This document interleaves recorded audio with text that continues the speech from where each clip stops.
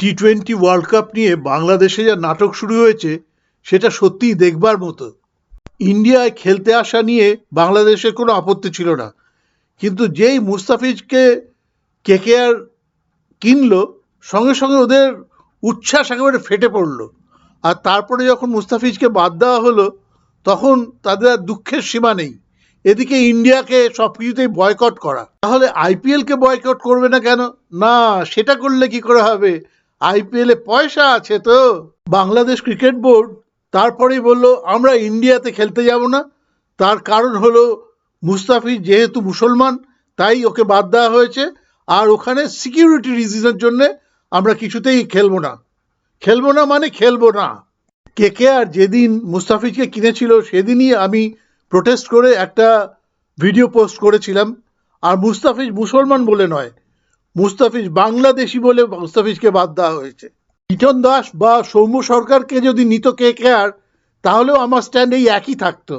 পাকিস্তানকে যেমন আইপিএল থেকে ব্যান করা হয়েছে, ঠিক সেরকমই বাংলাদেশকেও আইপিএল থেকে ব্যান করতে হবে।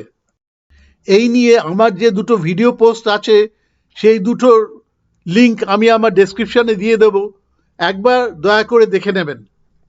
এই এক্ষুনি ইউটিউবে দেখলাম মিস্টার নাজমুল আর মিস্টার বুলবুল নাকি বাংলাদেশ ক্রিকেট বোর্ড থেকে পদত্যাগ করেছেন।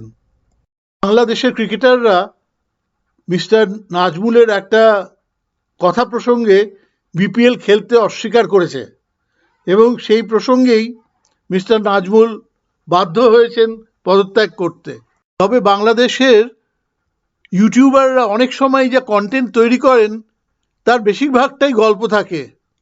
তবে এটা একটা ক্যালকুলেটেড মুভ হতে পারে। এনারা পদত্যাগ করলেন, এনাদের জায়গায় অন্য মানুষরা আসলেন, দায়িত্ব নিলেন, এবং এরা এসে বললেন যে আমাদের কোনো অসুবিধা নেই, আমরা ইন্ডিয়া খেলতে যাব। তাহলে লাঠিও ভাঙলো না, সাপও মরল।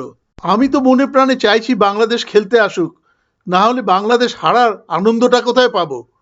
মিস্টার নাজমুল তো বলেছেনই ক্রিকেটারদের যে আপনাদের পেছনে যে কোটি কোটি টাকা খরচা করি, কোথায় কি জিতেছেন আপনারা। আশা করছি এবার বাংলাদেশ ইন্ডিয়া খেলতে আসবে।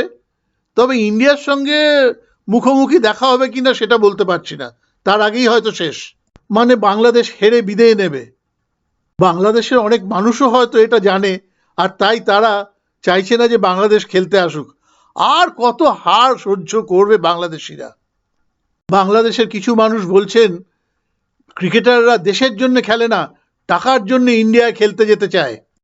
দেখা যাক এখন শেষ পর্যন্ত কি হয়, বাংলাদেশ খেলতে আসে কি না।